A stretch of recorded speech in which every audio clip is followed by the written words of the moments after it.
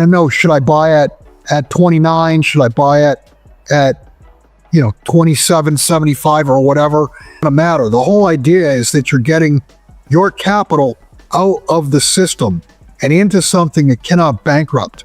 Because when this whole thing goes down, mark my words, the great taking is very real, and a lot of people, a huge amount of people, are going to be left with nothing. Because ultimately, gold and silver, they are real monies, and historically you went to cash for safety. And if you've got a credit event happening, how safe are some of these sovereign debt securities going to be? But first, smash that subscribe button. And no, should I buy it at 29? Should I buy it at 27.75 or whatever? Who knows? And when all is said and done, it's not going to matter. The whole idea is that you're getting your capital out of the system and into something that cannot bankrupt. Because when this whole thing goes down, mark my words, the great taking is very real, and a lot of people, a huge amount of people, are going to be left with nothing. I've seen it all going back to, I was a broker during the '87 crash. So, I watched the reflations, I watched the credit bubbles, I watched the credit bubbles blow up, and we are in a global credit bubble not ever seen in the history of man. And I would just tell you that all credit bubbles blow up throughout history. I mean, you can go back hundreds of years, and every credit bubble ever has blown up. And that's where we're headed. I do want to mention, as long as we're talking about the stock market, you just mentioned Warren Buffett.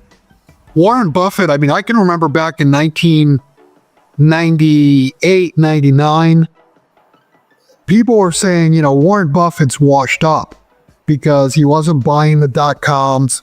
He was raising cash. He had a huge amount of cash going into 2000, 2001. And of course, the market cracked. Same thing happened again in 2007, 2008. He was raising cash, and he now, I think the number's 145 billion in cash is what he's sitting on. And that is the largest amount of cash outright, and the largest amount as a percentage that Berkshire has ever held. So the reasoning behind him raising cash, and I mean, he says this himself, is that he can't find anything of value or of good value to purchase. So cash is a better place to sit. Now, I do believe that when this does go down, Warren Buffett is going to find out that he's sitting on the wrong type of cash. Because ultimately, gold and silver, they are real monies. And historically, you went to cash for safety. And if you've got a credit event happening, how safe are some of these sovereign debt securities going to be? I think we're going to find out that, not everything's AAA rated, not everything's safe. And we're going to find a bunch of sovereigns that get discounted and downgraded, maybe even completely collapse. In today's news recap, gold in holding pattern as markets await U.S. data. Gold prices slipped in thin trade on Monday as markets awaited next week's U.S. economic data and the potential impact of President-elect Donald Trump's return to office on the Federal Reserve's 2025 outlook. Spot gold was down today to $2,618.99 per ounce. Quiet day with lower liquidity across all asset classes, likely due to the holiday season.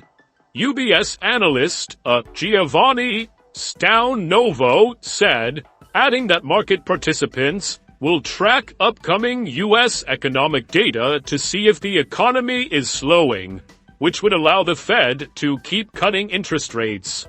Fed Chair Jerome Powell said earlier this month that U.S. central bank officials are going to be cautious about further cuts after a quarter-point rate reduction in December, in line with expectations. For insights into the health of the world's economy, traders await next week's U.S. job openings data, the employment report, the FOMC meeting minutes, and the U.S. employment report.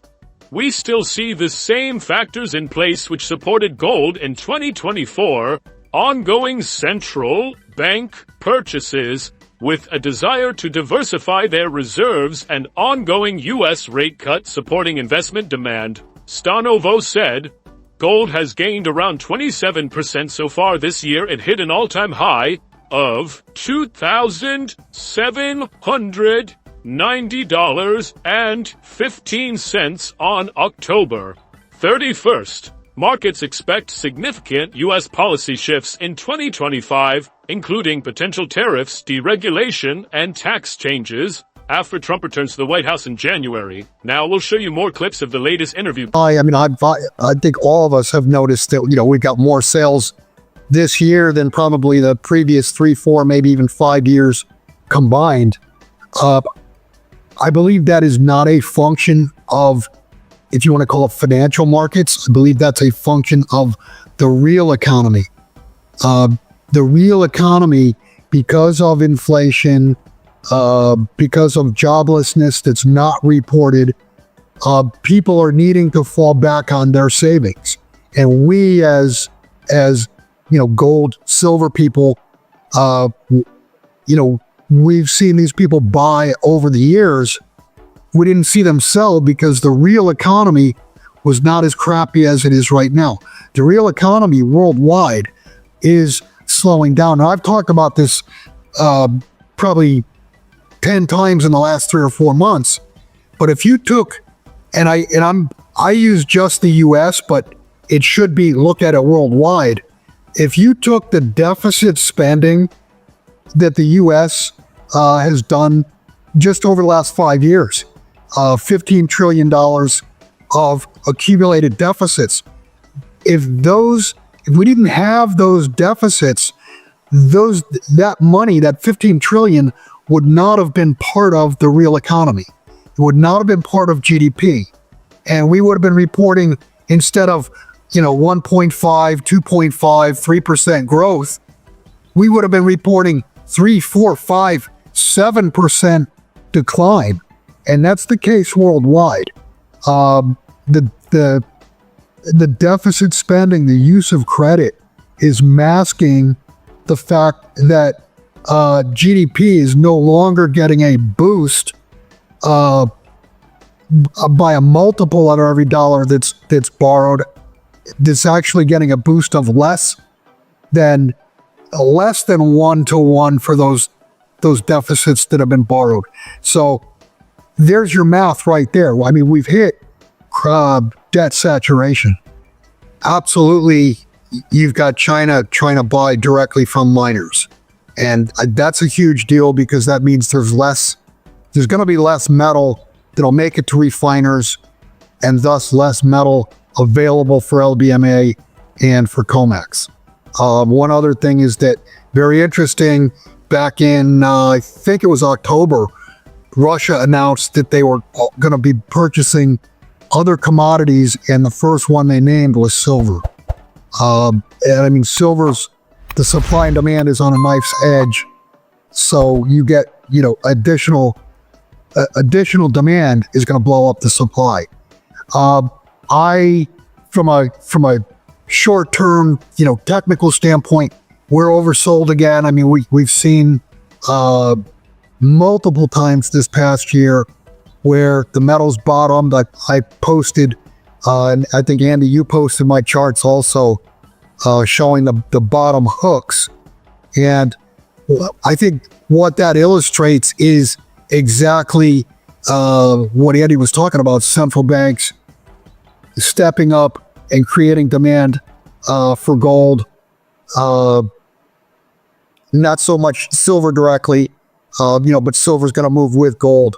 So I think that is definitely significant. And I don't think it's I really don't think it's important. Don't forget to hit that like button. It really helps out the channel. And if you want to stay updated with more content like this, be sure to subscribe and click the bell icon so you never miss a video.